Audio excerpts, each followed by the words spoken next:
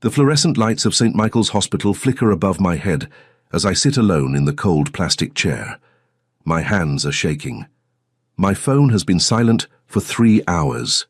3 hours since I called my husband. 3 hours since I begged my mother-in-law to come. 3 hours since I texted my own parents, my sister, anyone who might care that I am here, waiting for test results that could change everything. The waiting room smells of antiseptic and fear. A woman across from me clutches her rosary, her lips moving in silent prayer. A man paces near the window, his shoes squeaking against the linoleum floor. And I sit here, alone, watching the clock tick away the minutes of my life. My name is Clara Bennett. I am 32 years old. I have been married for 7 years, and tonight I learned that my body has betrayed me in a way I never expected. The doctor's words still echo in my mind, clinical and cold. Kidney failure. Stage 4. Dialysis 3 times a week until a donor is found. The numbers swim in my head like fish in murky water.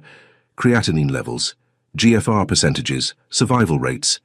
I do not understand all of it, but I understand enough. Without a kidney, I will die. It is not a question of if, it is a question of when. I check my phone again. Nothing. Not a single message. Not a single missed call. Daniel, my husband, is probably at the office. He always says his work is important. More important than dinner together. More important than our anniversary last month.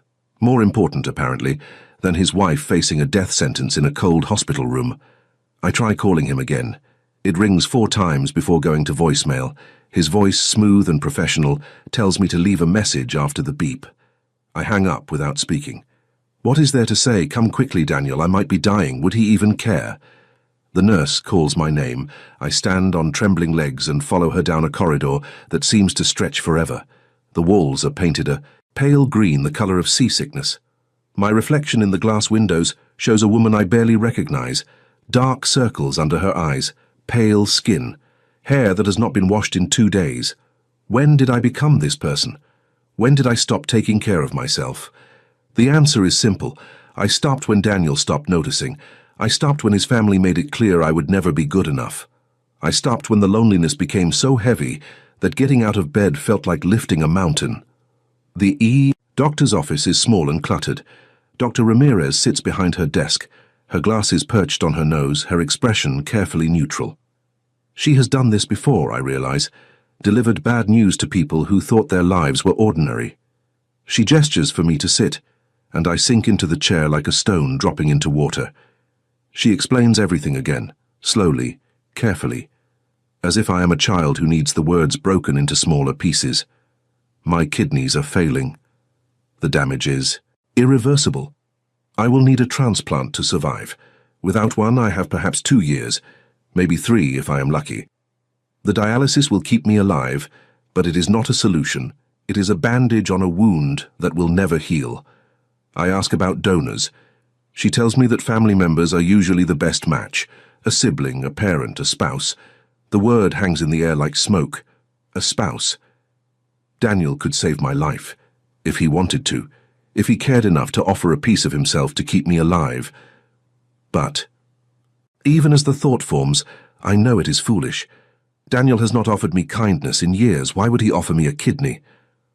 I leave the hospital at 11 o'clock at night. The parking lot is nearly empty. My car sits alone under a flickering streetlight, looking as abandoned as I feel. The drive home takes 20 minutes, 20 minutes of silence, 20 minutes of wondering what I did to deserve this, 20 minutes of trying to find hope in a situation that feels hopeless. The house is dark when I arrive.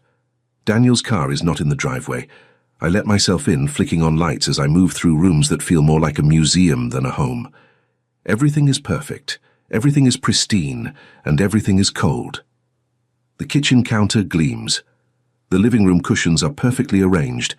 There is no warmth here, no laughter, no love. Just the hollow echo of a marriage that died years ago, even if neither of us has been brave enough to bury it. I sit at the kitchen table and stare at my phone. Still no messages. I think about calling my parents, but the thought makes my stomach clench. They moved to Florida 3 years ago, retired, happy. They call on holidays and birthdays, but we have never been close. Not really.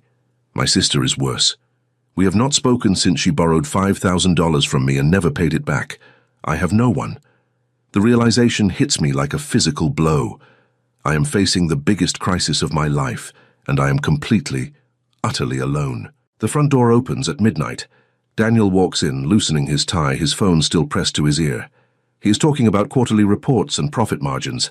He does not even look at me as he passes through the kitchen. I clear my throat. He holds up one finger, asking me to wait. Always wait, always later. Always not now, Clara. I am busy. I have important things to do. When he finally hangs up, he looks at me with mild irritation. You are still awake, he says. It is not a question. It is an observation, a statement of fact. I am still awake. Yes, because I was at the hospital, because I learned something that will change everything, because I needed my husband, and he was nowhere to be found. I tell him everything, the diagnosis, the prognosis, the treatment options, the need for a donor.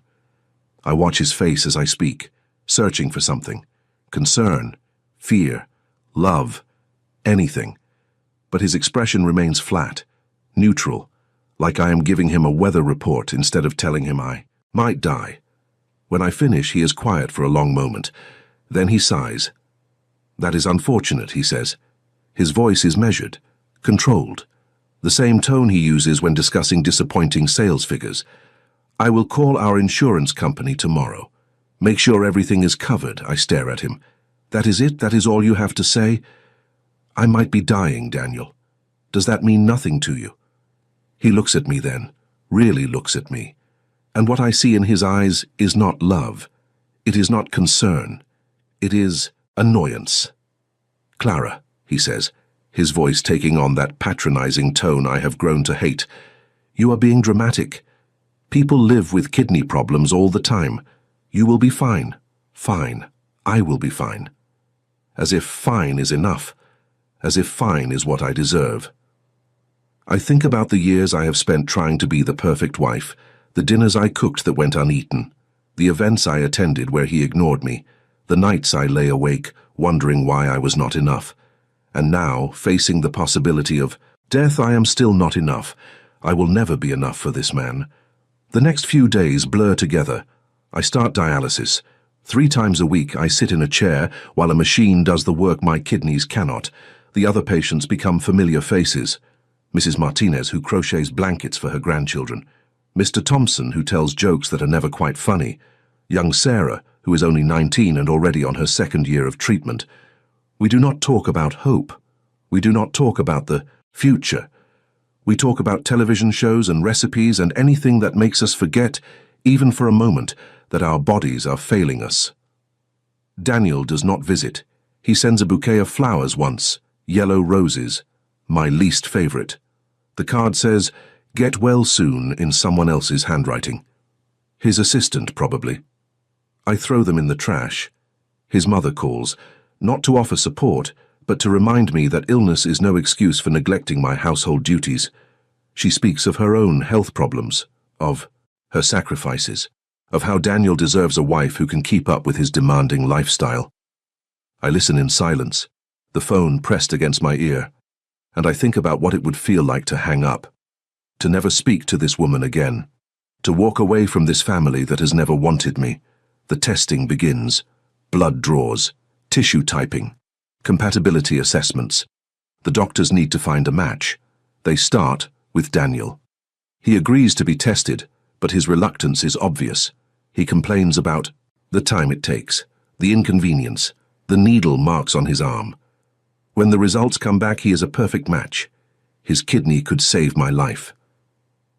The doctor delivers the news with a smile, as if it is good news, as if this changes anything. I watch Daniel's face when the doctor tells him. I see the flicker of something in his eyes, not determination, not love, fear. He is afraid, not of the surgery, not of the recovery. He is afraid of losing something, a part of himself, a piece of his precious body. He does not want to give me anything. He never has. That night I bring up the surgery. I try to be gentle, understanding. I know it is a big decision, I say. I know it is scary. But this could save my life. You could save my life. He does not look at me. He stares at the television, his jaw tight, his hands clenched around the remote. I need to think about it, he says. Think about it. As if my life is a business proposal. As if my survival requires a cost-benefit analysis. Wait, days pass. A week, 2 weeks. He does not bring it up again. Every time I try to discuss it, he changes the subject. He has meetings. He has deadlines. He has everything except time for me. The call comes on a Tuesday afternoon. I am at the dialysis center, hooked up to the machine, when my phone buzzes. It is Daniel's assistant. She sounds nervous, apologetic. Mr. Bennett asked me to inform you, she says, that after careful consideration, he has decided not to proceed with the donation. He feels it would be too risky for his career. He needs to be in peak physical condition for the upcoming merger. I do not cry. I do not scream. I simply disconnect the call and stare at the ceiling. The machine hums beside me. Mrs. Martinez is talking about her grandson's birthday party. Mr. Thompson is complaining about the hospital food. And I am sitting here, realizing that my husband has chosen his career over my life, his merger over my survival, his precious body over our marriage. Something shifts inside me. Something that has been holding on for years finally lets go. I do not feel sad. I feel empty, clean, like a wound that has been drained of infection. The pain is gone, and in its place is clarity, crystal clear, razor-sharp clarity. I'm going to divorce Daniel Bennett. The decision settles into my bones like truth. Not a question, not a possibility, a certainty. I have spent 7 years trying to earn love from a man incapable of giving it. I have shrunk myself, silenced myself, erased myself, all to fit into his world. And now, when I need him most, he has shown me exactly who he is. A man who would let his wife die rather than inconvenience himself. Check if you are already subscribed to this channel. If you are facing a story that is testing your limits, if you have ever felt invisible to the people who should love you most, then this channel is for you. Subscribe now and follow Clara's journey. Because sometimes, the moment you stop waiting to be saved is the moment your real life begins. The lawyer's office is on the 14th floor of a glass tower in downtown Manhattan.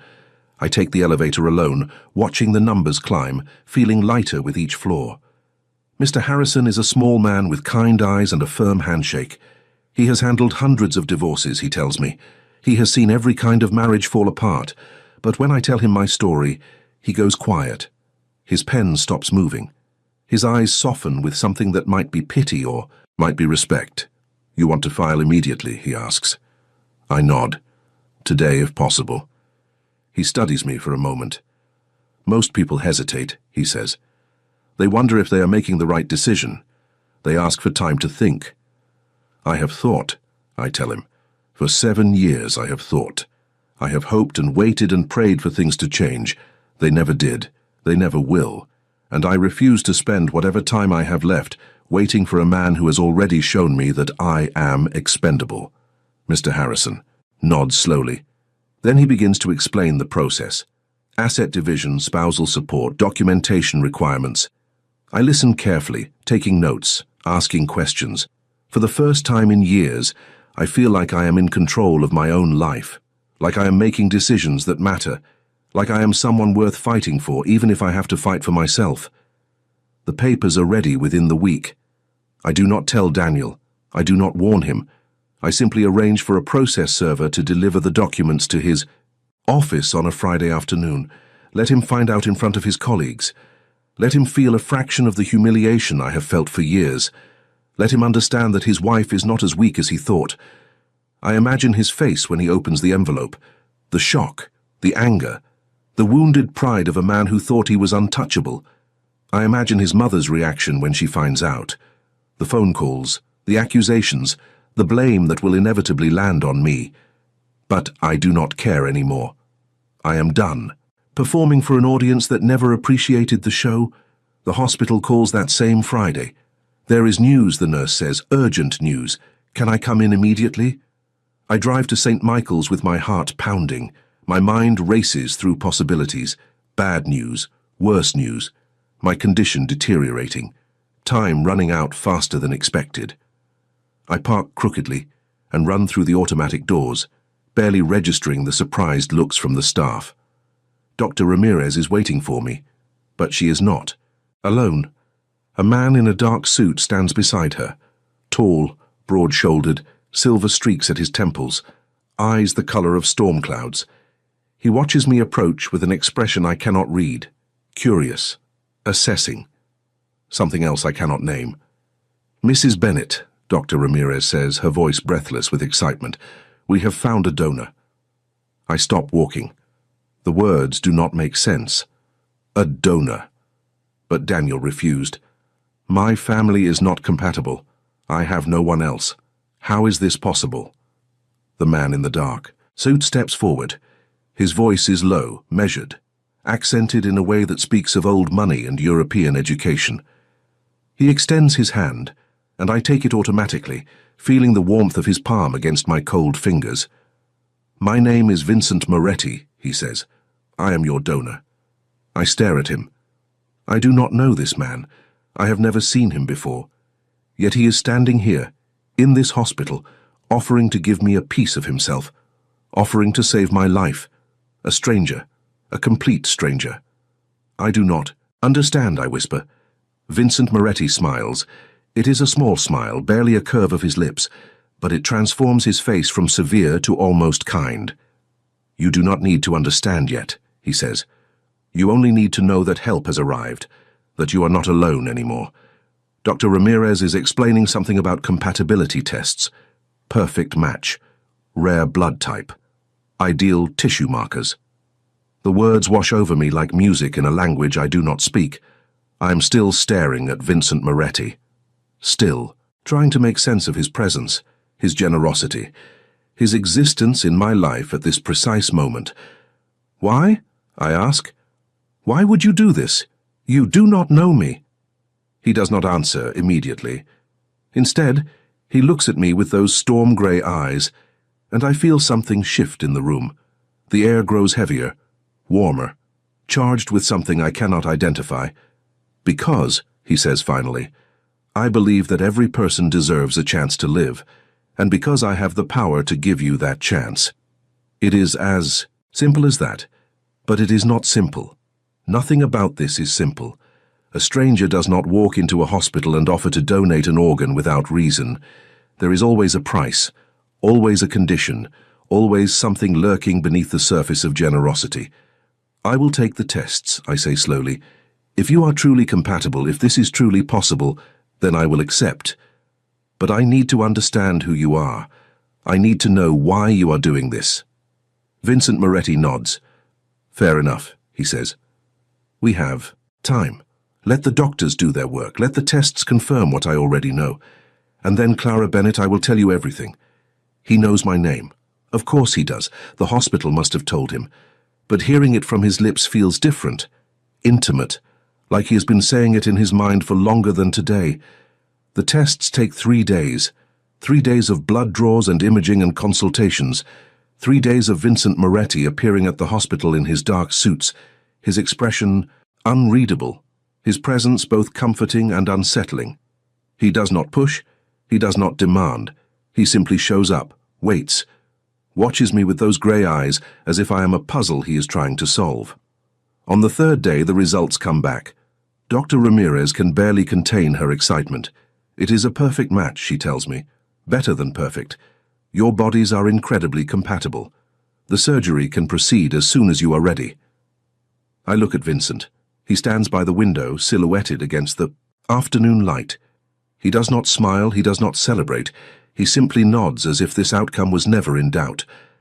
That evening, he takes me to dinner. A small Italian restaurant in a part of the city I have never explored.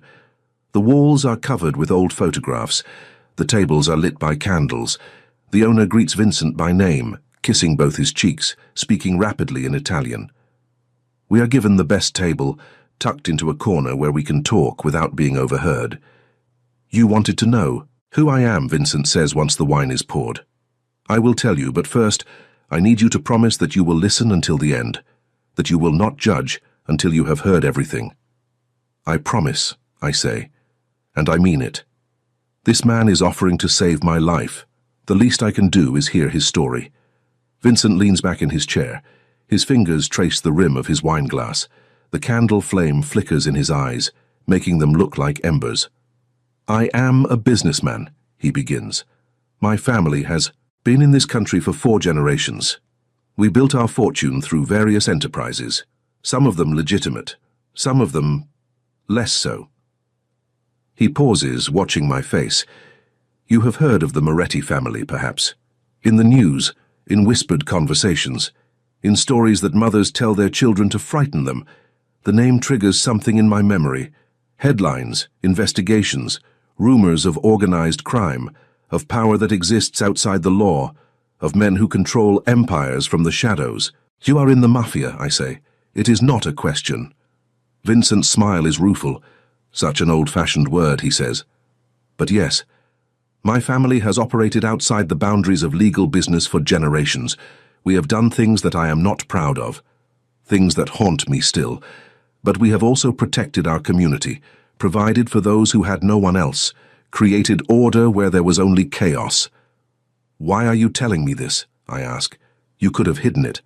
Let me believe you were just a wealthy philanthropist. Because I do not believe in lies, Vincent says. Not anymore. I spent too many years living behind masks, saying what people wanted to hear, being who they expected me to be. If I'm going to give you a part of myself, I want you to know exactly who I am. No illusions, no pretense, just truth. I take a sip of wine, letting the warmth spread through my chest. This man is a criminal, a member of an organization that has caused untold harm. And yet, he is sitting across from me, offering to save my life, offering me honesty when my own husband gave me nothing but lies. Why me? I ask again. Of all the people in the world who need transplants, why did you choose me? Vincent is quiet for a long moment. When he speaks, his voice is softer than before, almost vulnerable. Because I know what it is like to be abandoned, he says, to be surrounded by people who should love you and feel utterly alone. I have watched from a distance, Clara. I have seen how your husband treats you, how his family dismisses you, how you have been slowly disappearing, trying to fit into a space that was never meant for you. You have been watching me. The thought should terrify me.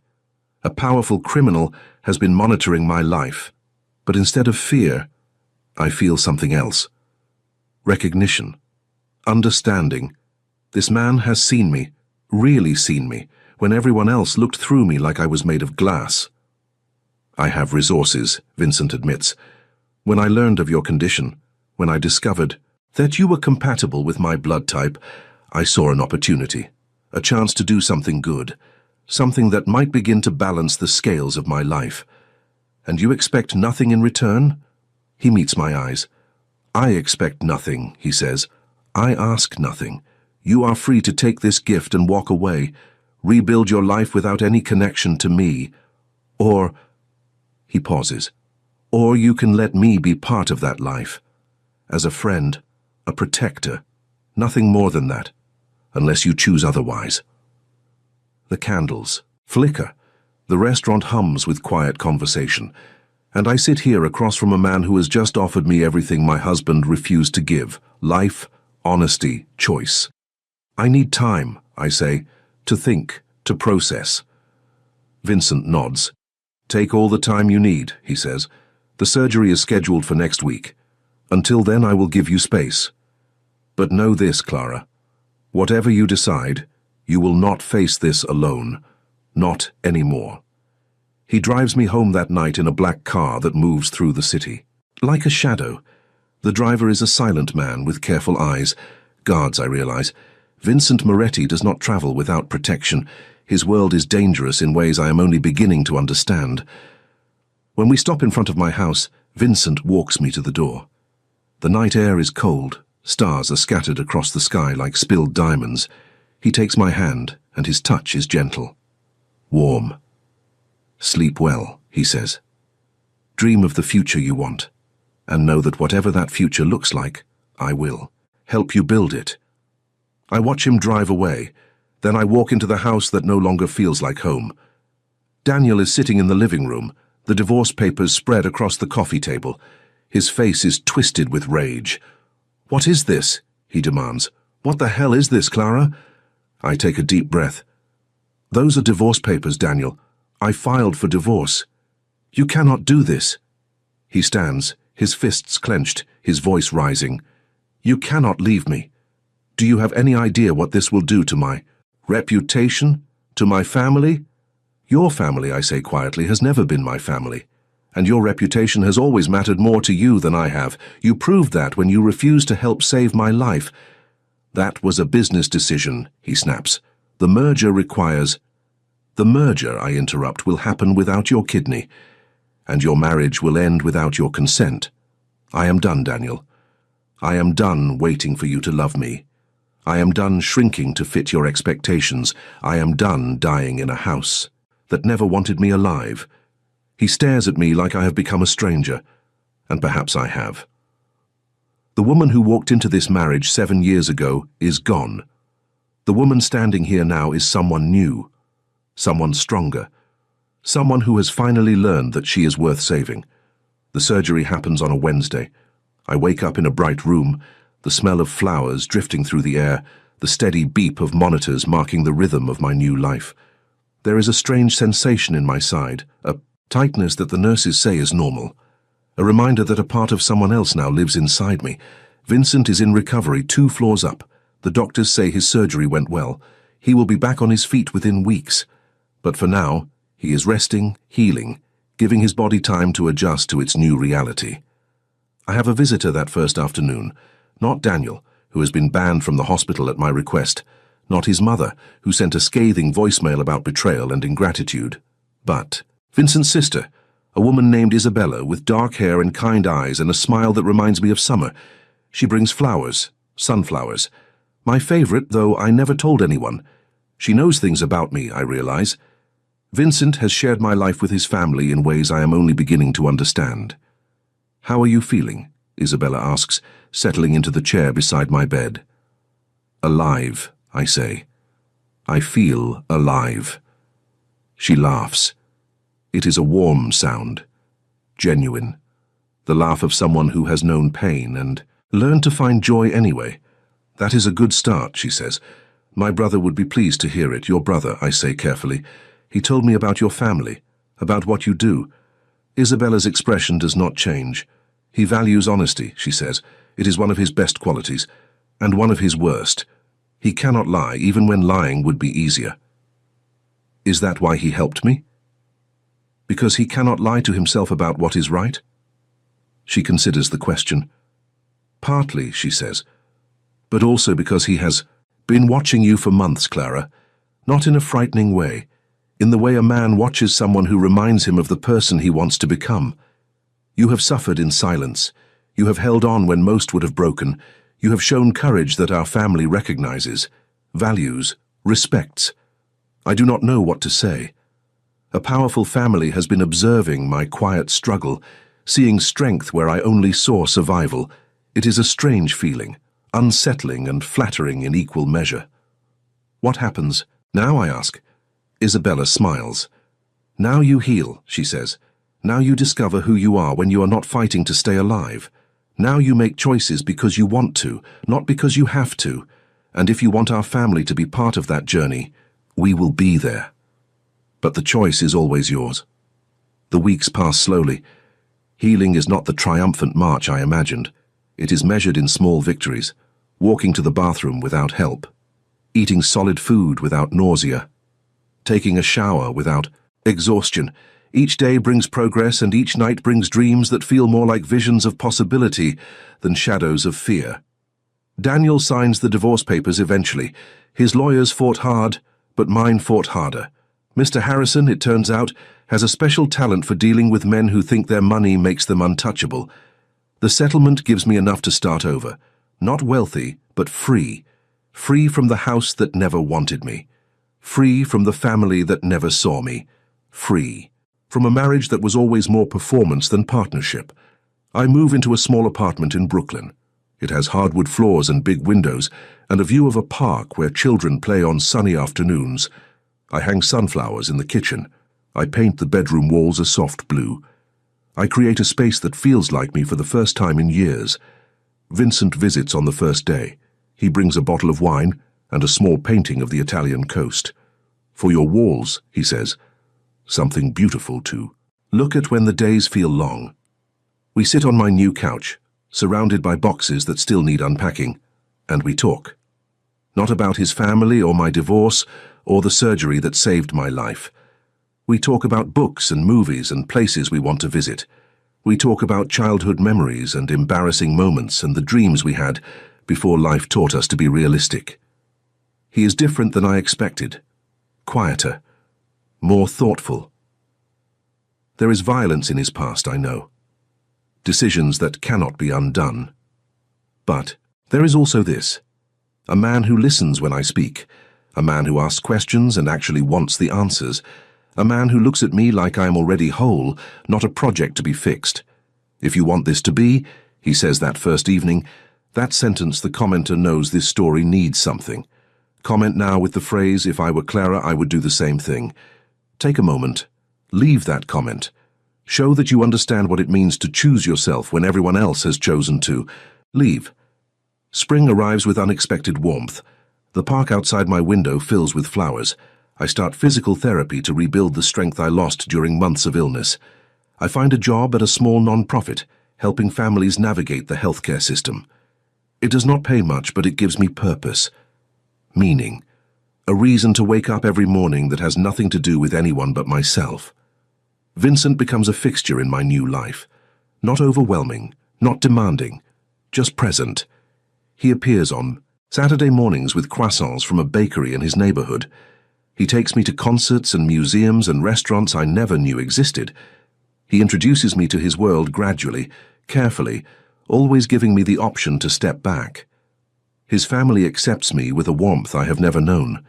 Isabella becomes my closest friend, calling me every evening to check in, dragging me to yoga classes and wine tastings and long walks through the city. Their mother, a formidable woman named Rosa, teaches me to cook authentic Italian dishes, sharing recipes that have been in the family for generations.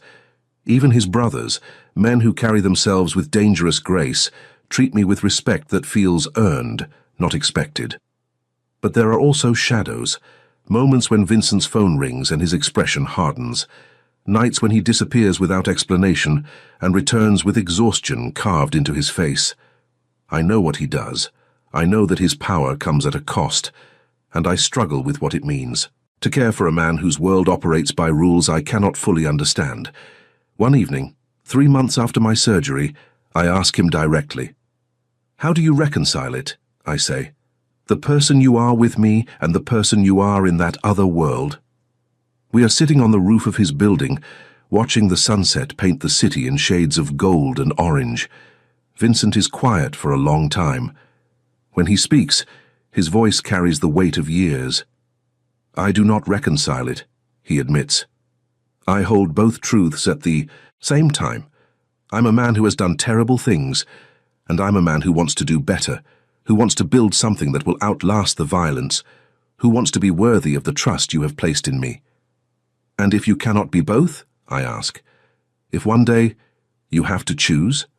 He turns to look at me. His eyes are serious, intense. "Then I will choose you," he says, without hesitation. "I have spent my life building an empire, but empires crumble. What lasts is connection, love, the people we choose, to stand beside when the world is falling apart." I do not know what to say, so I do not say anything. I simply lean against his shoulder and watch the sky darken into night. The city sprawls beneath us, millions of lives unfolding in apartments and offices and streets we will never see. And I think about how strange life is, how the worst thing that ever happened to me led me here, to this rooftop, to this man, to this moment of peace that I never thought I would find. The past does not disappear. Daniel remarries within 6 months, a younger woman from his office who his mother approves of instantly. I see the announcement on social media, and feel nothing. No anger, no regret. Just a distant recognition that I once wanted his approval more than I wanted my own happiness. My own family reaches out eventually. My parents call, awkward and apologetic, admitting that they should have been there when I needed them. We begin to rebuild, slowly, carefully. Sunday phone calls that last a little longer each week, a visit planned for the holidays. It is not the closeness I longed for as a child, but it is something, a start. My sister remains distant. Some wounds take longer to heal. Some relationships cannot be fixed with phone calls and good intentions. I accept this truth with a grace I never knew I possessed. Not everyone will be part of my new life. And that is okay. I have learned that family is not only about blood. It is about choice, about showing up, about earning. Trust through action, not obligation. A year passes, then two. I grow stronger every day. My health stabilizes. My work expands. I open a small clinic in Brooklyn, helping underserved communities access the healthcare they deserve. Vincent funds the venture but never interferes. He trusts my vision, respects my independence, loves me in ways that do not require my surrender. We do not rush toward commitment. There is no proposal in the first year, no wedding planned in the second. We build something different, a partnership based on honesty and patience and the understanding that we have both been broken by people who claim to love us. We learn each other's rhythms. We fight sometimes, usually about boundaries or his tendency to protect me from problems I want to face myself. We make up, we grow, but the shadows of his world do not disappear. One night, I come home to find blood on his shirt. He has been hurt, a wound on his arm that he dismisses as minor. I clean it carefully, my hands steady despite the fear pounding in my chest. This is the reality, I realize. Loving Vincent means accepting that danger will always be close, that there will be nights like this, choices I cannot control. I could walk away, build a safer life, find someone whose biggest risk is a bad investment or a lost job. But I have lived that life. I have been safe and invisible, and slowly dying inside a house that should have been a home. I choose this instead. I choose the man who saw me when no one else was looking, who gave me a piece of himself so I could live, who shows up imperfect and dangerous and real every single day. The wedding, when it finally happens, is small and quiet. A ceremony in a garden behind Rosa's house, surrounded by flowers that bloom like hope. Isabella is my maid of honor. Vincent's brother Marco serves as best man. There are no crowds, no spectacle, no performance for people who do not matter. Just the two of us, promising to choose each other, again and again for as long as we have. I wear a simple white dress that flows in the summer breeze. Vincent wears a dark suit and a smile that transforms his face from intimidating to tender. When we exchange vows, I see tears in his eyes. This man who controls empires, who makes powerful people tremble, weeps quietly as I promise to stand beside him through whatever comes. The reception lasts until midnight. Dancing and laughter and food that seems endless. I watch Vincent across the room, surrounded by his family, relaxed in a way I rarely see. He catches my eye and raises his glass. A silent toast, a promise. Whatever happens next, we face it together. Married life is different than I expected, not because Vincent changes, but because I continue to grow. The clinic expands. We hire more staff, open a second location, start a foundation to help families afford the care they need. I throw myself into the work, finding purpose that has nothing to do with pleasing anyone but myself. Vincent supports every venture. He attends fundraisers in his impeccable suits, charming donors with a smile that hides the steel beneath. He connects me with resources I could never access alone. But he never tries to take over, never suggests that my work is less important than his. He understands, perhaps better than anyone, what it means to build something that matters. We talk sometimes about having children. The idea both excites and terrifies me. My body has been through so much. The doctors say it is possible but risky. Vincent is patient as always. No pressure, he says. We decide together. If children are meant for us, we will find them. Through any path that opens. The path opens sooner than expected. not through pregnancy, but through tragedy. Isabella calls one morning, her voice breaking with grief. A family in our community, people connected to the organization, has been torn apart by violence. A father lost, a mother barely surviving, and 3 children, alone and terrified, with nowhere to go. We take them in that same night. Sophia, 8 years old with her mother's eyes. The twins, Marco and Lucia, 6 years old and inseparable. They arrive with small suitcases and smaller smiles, uncertain of this new home, uncertain of us. I understand their fear. I remember what it felt like to need someone and wonder if they would stay. Vincent is gentler with them than I have ever seen. He reads bedtime stories with different voices for each character. He makes pancakes, shaped like animals on Sunday mornings. He teaches Marco to play chess and helps Sophia with homework and lets Lucia paint his fingernails in every color of the rainbow. The children begin to trust him, then to love him. And I watch a man who was raised in violence learn to be a father through tenderness. The adoption process takes years, legal complications, background checks that require creative navigation, bureaucratic obstacles that test our patience daily. But we persist. We fight for these children with the same determination that has defined both our lives. And finally, on a spring day much like the one when I first met Vincent, the judge signs the papers. Sophia, Marco, and Lucia become Moretti's. They become ours. I stand in the courtroom, holding Vincent's hand, watching our children receive their new names, and I think about how far we have traveled. From a hospital room where I thought I would die alone to this moment of radical belonging. From a marriage that tried to erase me to a family that sees me clearly. From desperation to something that feels like grace. The road was not straight. There were detours and dead ends and moments when I wanted to give up. But I kept moving, kept choosing, kept believing that somewhere ahead there was a life worth living. And now I am here, surrounded by love, anchored by purpose, home at last. Vincent and I stand on the courthouse steps, our children between us, the future spreading out like a map with no edges. Sophia looks up at me with those serious eyes. "Are we really a family now?" she asks. I kneel down so our faces are level. "We were always a family," I tell her. "The papers just make it official." She considers this for a moment. Then she smiles, bright and sudden, like sunshine breaking through clouds. "Okay," she says. "Can we get ice cream?" Vincent laughs. The sound fills the air like music. "Ice cream for everyone," he says, lifting Marco onto his shoulders while Lucia grabs his free hand. "My wife insists on it. My wife." The words still feel new, even after all this time. I take Sophia's hand and follow my family down the steps, into the city, into the life we have built together. If you have watched this far, it is because you liked this story. Leave a comment saying I have watched this far so I can get to know you and see who really enjoys the stories here on the channel. Your engagement means everything. Every comment, every view, every moment you spend here helps build something meaningful. And if this story touched your heart, please give it a like and share it with someone who needs to hear that their life can change, that the worst moments can lead to the best chapters, that it is never too late to choose yourself.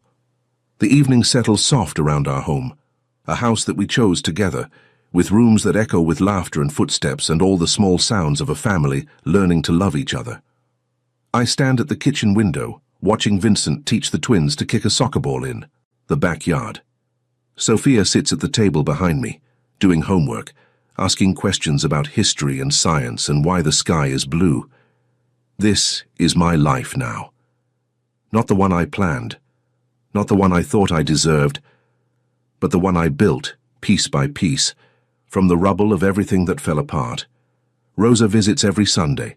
She cooks enough food for an army and insists that the children need more pasta in their lives.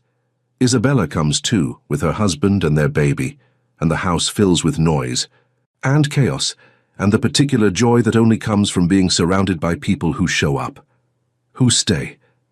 The clinic continues to grow. We serve thousands of families now, people who arrive desperate and leave with hope. I work long hours, driven by the memory of sitting alone in that hospital waiting room, terrified and invisible. No one should feel that way, I decided. No one should face their darkest moments without someone to hold their hand. Vincent's business has changed too, the E. Organization still exists, still wields power in ways that make me uncomfortable sometimes, but he has pushed toward legitimacy, investing in legal enterprises, distancing himself from the operations that once defined his family. It is slow work, dangerous work. There are people who do not want things to change, but he is patient, relentless, committed to building something that our children can be proud of. We fight sometimes. Marriage is not the smooth road that movies promise.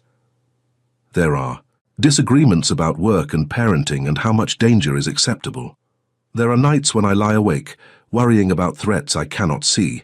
There are moments when the weight of his world presses down on us both, and I wonder if we made the right choice. But then morning comes, and Vincent is beside me, his warmth against my back, his breath slow and steady in sleep. And I remember all the mornings I woke up alone, even when Daniel was in the bed next to me. I remember what it felt like to be invisible, and I am grateful, fiercely and completely grateful for this imperfect life we have made together. Sophia turns 16 in a ceremony that fills our garden with friends and family and more sunflowers than I can count. She has grown into a remarkable young woman, thoughtful and fierce, with dreams of becoming a doctor. I watch her blow out the candles, and I think about the frightened child who arrived at our door 8 years ago. How far she has come, how far we have all come. Marco and Lucia are in high school now, navigating the chaos of adolescence with more grace than I ever managed. Marco plays soccer like his namesake, Uncle Marco, who has become something between a coach and a hero. Lucia paints, creating canvases that fill our walls with color and emotion. They still sleep in the same room sometimes, these twins who have been through so much together, finding comfort in each other's presence. Vincent's hair is more silver now, but his eyes are the same. Storm grey, and intense and capable of seeing straight through me. He has retired from the more active parts of the business, leaving leadership to the next generation while he focuses on the foundation we started together. We travel when we can. Italy, where his family still has a villa overlooking the sea. Japan, where Sophia wants to study one day. Small towns and big cities and all the places we dreamed of visiting during those early days on the couch. I think sometimes about the woman I used to be. The one who sat in that hospital waiting room, alone and afraid, her phone silent, her heart breaking. She seems like a stranger now. Someone I knew once, a long time ago, in a life that no longer exists. I do not hate her. I feel compassion for her. She did the best she could with what she knew. She held on when holding on seemed impossible. She survived day after day, even when survival felt like failure. And eventually, she found the courage to let go, to file those papers, to walk away from a life that was killing her slowly, to open herself to the possibility that something better was waiting. That courage did not come from nowhere. It grew in the darkness, in the loneliness, in the silence of all those nights spent wondering why she was not enough. It grew because she refused to give up, even when giving up would have been easier, even when everyone around her had already given up on her. And then Vincent appeared, a stranger who was not supposed to exist in her world, a man whose past would have terrified her if she had known it sooner, but also a man who saw her, who chose her, who gave her a chance to live when the person who promised to love her forever decided she was not worth the inconvenience. That is the thing about second chances. They rarely look the way you expect. They come wrapped in darkness, in danger, in everything you have been taught to fear. They ask you to trust when trust has betrayed you. They ask you to hope when hope feels naive. They ask you to love when love has left you broken. But if you are brave enough to reach for them, if you are strong enough to hold on, they can transform your life in ways you never imagined. They can turn a woman who was dying into a woman who has never felt more alive. They can turn loneliness into belonging, despair into joy, fear into freedom. I stand on the back porch now, watching the sunset paint the sky in colors that seem chosen just for this moment. Vincent is beside me, his hand in mine, our fingers intertwined. The children are inside, their voices rising and falling in the rhythm of ordinary life. and I am filled with gratitude so profound it feels like prayer. This is not the ending I expected. It is better, more complicated, more real, and it belongs to me, to us, to the family we chose to build from the wreckage of everything we lost. After ignored by family at the hospital, I filed for divorce, not knowing that the stranger who gave me a kidney would give me so much more, not knowing that the worst day of my life would lead to the best years, not knowing that letting go of the people who should have loved me would create space for the people who actually do. The night is coming now, soft and gentle, bringing stars that I used to wish upon. I do not wish anymore. I live, I love, I trust the life I have built. And tomorrow I will wake up and do it again. The end.